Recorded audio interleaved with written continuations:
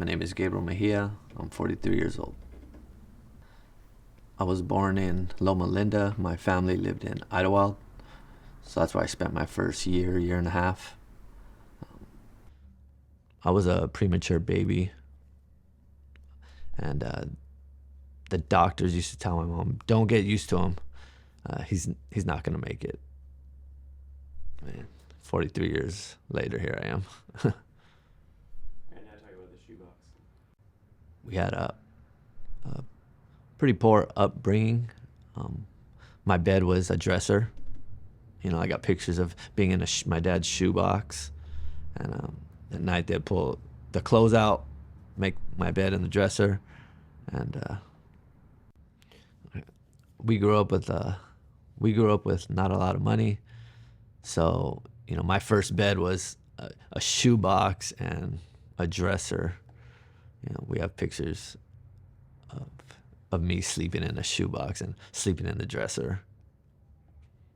Growing up, we were a really tight-knit family. We were doing everything together. My mom and dad were always doing something for us or trying to do something for us.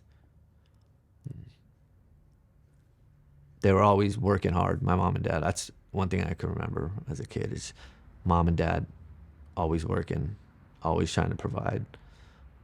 Not only like provide, but they were always trying to give us something they never had.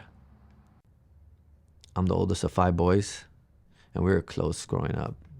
Played football, baseball, everything we did together. And there's from me to my youngest, there's a huge gap. It's from 79 to 92. So when my younger brothers were growing up, I was already getting into trouble. So now looking back, there's that, I can see the disconnect, But now looking back, I could see that they were watching everything I was doing. We were moving a lot, and each time, my parents were like, okay, let's a better city or a bigger place for us. We were growing as a family. But looking back now, I see the moving, caused me to, look for friends in the wrong places, and I just started getting into a lot of trouble early. I had some influences in my life that weren't good, whether it's friends or family. I started hanging around the wrong crowd, and for me, that I found a home in my friends. Even though my parents, they did everything for us, but I was just looking for love in all the wrong places. First time I got arrested, I believe I was 16, 17. And from there, just a downward spiral, fast spiral. I started hanging out with friends, and I started to feel accepted. I felt like, oh, what these guys are doing, I'm going to do what they do.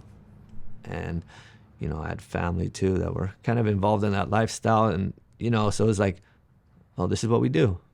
It's part of what we are, who we are. And, I started going down that road at 18.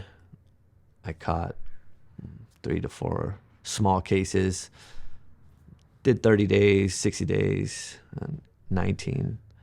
I caught an attempted murder, and I went to prison. My baby's mom, she had my daughter, my first daughter, when I was, in the county jail.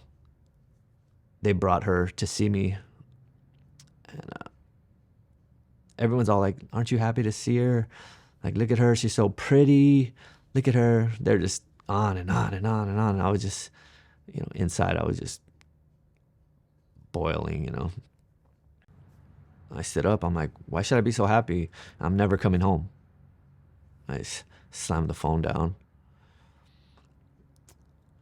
But I did make it home 5 years later. And, you know, I told myself, I'm never going back to prison. Never. Like I had it like embedded in my brain that I'm not going back to prison. And when I got out, I started working like a week later, and I was doing good. Um, Bought a house. My ex got, my baby's mom got pregnant with our second daughter. So I was just working, you know, trying to be a father. Um, I wasn't a husband, but I was trying to be a boyfriend, provider. You know, like I said, I picked that up from my parents, you know, providing. And I was trying to just, you know, do what I have to do. Not getting in any trouble.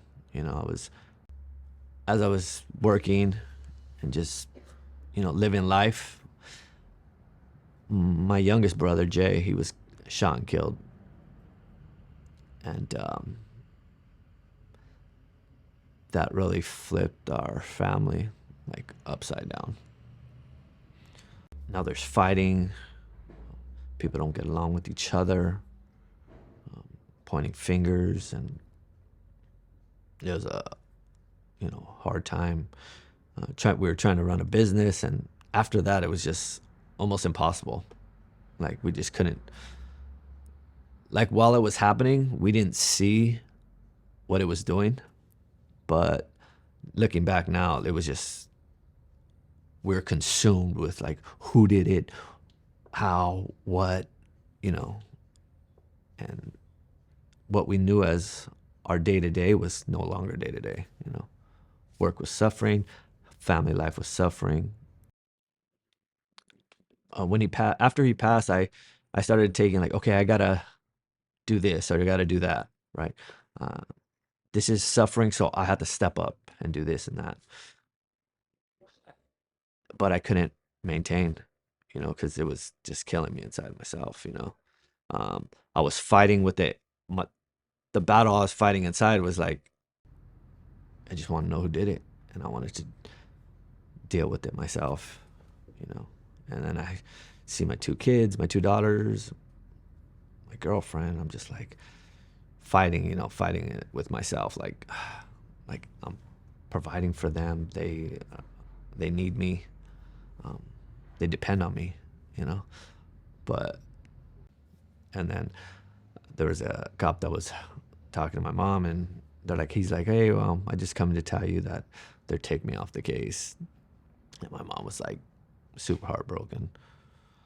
And again, now looking back, I'm like, well, we'll just figure it out ourselves, you know. And then start being fueled by that anger, you know. Every day started. So I'm trying to work, right? And things just ain't matching up, you know. Bills are coming, nothing's getting shipped, nothing, no money's coming in, but bills are continue to come. So with that, I'm just like, well, I still have friends, you know. I could go back to this, make some fast money, and that'll compensate for what we've lost.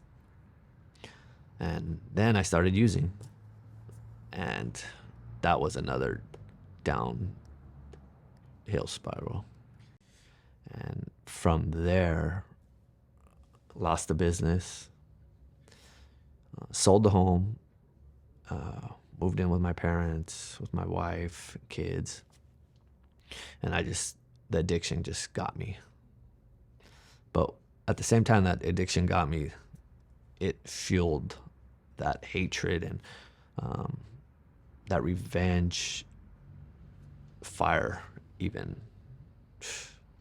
it just set it ablaze, man. I was a hateful person. And now it wasn't just this one person, it was everybody. And I just had hate for people. Like if you weren't my friend, then you're gonna know that you're not my friend, you know. It was just took advantage of people, manipulated people, stole from people. That went on for, I'm gonna say, 3 to 4 years. In that time, I separated from my wife, and found myself back in prison. I got arrested for operation of a chop shop, and went back to prison. And I was like, and I'm just like, how did I get here? Like, how did you get here? So in prison, I use a little. I'm having people bring things in prison now, because now I got an addiction. And I just tell myself, oh, well, 3-4 months. Actually, I tell myself 6 months. 6 months before I go home, I'm not going to use no more. Then I had to get pushed back to 5 months, 4 months. I'm like, dang, man, 30 hours, 3 months. And so I stopped at like 60 something days. Yeah. And went home sober. My wife picked me up. We weren't talking. We were just barely, I made a mess of that relationship. And before I go home, I call her. Hey, we start talking, because me sober. Say. So before I go home, call her. We start talking. So before I go home, I call my wife, and we start, talking at night once in a while, and she picks me up. So I stayed sober about 30 something days, and I'm like, okay, I could just party on the weekends, but my weekends are not weekends. My weekends are, until the wheels fall off, And she got pregnant with my son, and looking back now, God used my son. Like I was fighting, man. I was just fighting to get sober. My girls were big, they were older, and I love my daughters so much. So I'm trying to stay sober for all of them, and I just can't do it. I'm just, I go through these spurts of, okay, I'm good. I would just stop 30 days. Okay, I just stopped just to make sure it's possible. But you just can't juggle all these things, You just cannot juggle. So my addiction started getting really, really bad. And I started getting arrested, bail out. Getting arrested, bail out. Getting arrested, bail out. And I'm just like, I'm going to end up back in prison. I was losing my identity in that lifestyle. I was losing it. Like I was becoming a drug addict. So my in-law, he says, hey, I tell him, hey, I need a place to get sober. Again, I'm thinking revenge. Revenge. That's what I'm thinking. I just need a place to sober to get away with these things, whatever it is, And I need a place just to get my mind clear, and I'll be okay. So he's like, yeah, I know a place out in Phelan, right?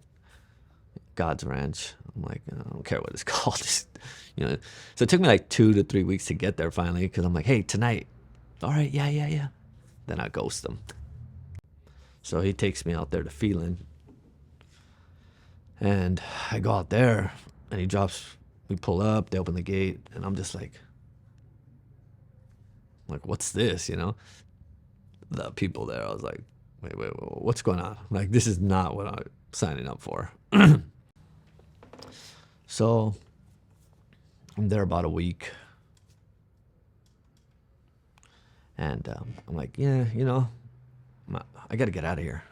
Like, this is enough of this, getting told what to do, when to go to sleep, read your Bible, this and that. I'm like, I'm good. These guys might need that. I don't need that. My buddy Ben is the one who's kind of like, here, hey, read this scripture. Just read this. Read this. And I'm just like, eh. So I just start reading. And then one day I'm sitting out there. So around the property, they have crosses with benches in front if you want to pray or just, meditate, whatever you want, So I used to go to this one at the far corner, and I would just sit there, and I was just like, if you're real, like, you have to, like, because I'm not, like, I believe there's a God, but, like, what God? What's God? No clue. Like, it's nothing we were brought up in. We weren't raised in church. We didn't go to church. Maybe went on Christmas, Easter. That's about it. And went to churches for funerals. Been to plenty of those. And then I met God there, 2-3 weeks in. And I'm just like, and when I say this, I mean this like in the most literal form I could tell you, that like he took scales off my eyes, tore the veil, like however you want to put it, just like he took the scales off my eyes, and I was just like, I'm not supposed to be living like this. If this is the standard, I'm in trouble, right? So I stayed there 30 days, but I'm excited, like God introduced himself and we have a fellowship.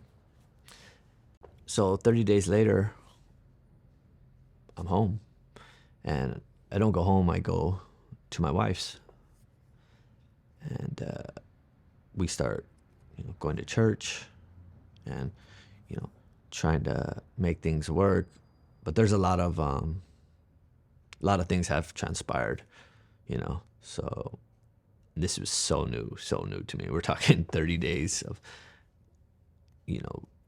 believing in God, but man, he's been moving so fast in my life. It's just crazy. So I stay sober 6 months. I see some old friends, and we get high. Didn't last long though. I'm getting this about maybe 2 weeks back at the ranch, and they're like 50 something days, almost to 60 days to do my commitment, go back home, back at church, back with my wife, and I stay sober 6 months again, and I used again. So I end up back at the ranch. I'm a week sober though. This time I'm sober. I go back to the ranch, and I'm like, dang it, I don't want to be here. And I'm walking around again. Here we go, walking the yard again. And John Boyer is on the phone with the overseers over there, asking who's there. We're looking for guys here. It's like my second day. He's like, hey, Gabe's here. I know John from the first time I went. And I'm like, John, I'm back here, man. I messed up. Da-da-da-da-da. And he goes, stay there 60 days, man. And I got a bed for you. I was like, man, you can't get me here sooner. Can you put me in front of the line or something? 60 days is a long time. Not really, but when you're there, it seems like a long time. And so I stay there 60 days. I start getting really into my word. And I come out here to Joshua House. And I get here, I'm just like, man, it's nice out here. Day and night from where I live. So I start working here, and I really owe it to Joshua House and the leaders here, for answering the call on their life, and all the help that they've given me, man. I'm just super grateful. Like in a video, like when they see this, so they're gonna say, oh, okay, they're gonna know, but they don't really understand like the impact they had, what this ministry does for people. Like if they're sitting in my shoes, they'd probably cry. Now, I've seen it from some of the guys before me, and that some guys are going to college, some buying their own homes, 7-10 years sober, and I'm going almost on 3 years sober, and it's a big deal. It's a huge deal. And life is different. You know, my life before Christ, it's real easy, black and white, day and night, light and dark, and I'm forever grateful for that. You know, they taught me how to stay sober. You know, they're teaching me like who I am in Christ. You know, like who I really am. Now I see that the person I thought I was, it was someone I was hiding from the person God made me to be, you know? And life ain't perfect, you know, getting a divorce, things ain't everything. They don't go all the way I want all the time, and I don't have everything but, you know, God's with me, you know, and he's just really active in my life. And I'm grateful for that because, you know, left to my own devices, you know, I need God. So I graduated here. I started working at a rehab, and Winston, Pastor Jim, and they called me and said, "Hey, are you interested in a job here? We've been praying on it, and we have a position we made for you if you're interested." And you know, I jumped at it, you know, because this place, you know, like they changed my life. You know, God used them, like God's given me a heart of compassion, for sure. So today I get to lead Bible studies. I get to help the community around me. I go back to where I'm from. I go to church out there, and I get to help in other ministries. I get to encourage people. I get to disciple people, and all while I'm being discipled. You know, God's used these people here, man. It's in a powerful way. And what's awesome is I get to be part of that too now. Like I get to be a blessing to someone else that comes through here. Another thing that has changed is I'm not just a dad anymore. I'm a father. You know, I get to go to church with my kids. I get to pray with them, pray for them, and I get to see God work in their life. You know, and that's a huge blessing. I know my kids got to have their own walk with God, but I get to see it unfold, you know, and it's such a blessing, man. And the same in-law that got me to the ranch, he's now a chaplain at a juvenile hall. So a couple weeks ago, I went and signed up and did all my paperwork, and you know, hope to get in there so I could help influence young kids to, you know, do the right thing and lead them to God. And because I've always been been a influencer, but for bad. I've always been like, hey, you know, let's do this or let's do that, and I was really good at that. But now I'm like, man, maybe that's a gift from God, and I just need to use it for God, you know. If I could wrap this up with one thought, it would be to someone that's listening is God has a plan for you. It might not seem like it at the beginning, or like it might not even seem like it ever has, but God does have a plan for you. You are able to get sober. You are able to have a job. You are able to be a father, a husband, an employee, an employer, you know. So with God, all things are possible, and that I am 100% sure of. What he's done in my life, I know he's going to do in yours.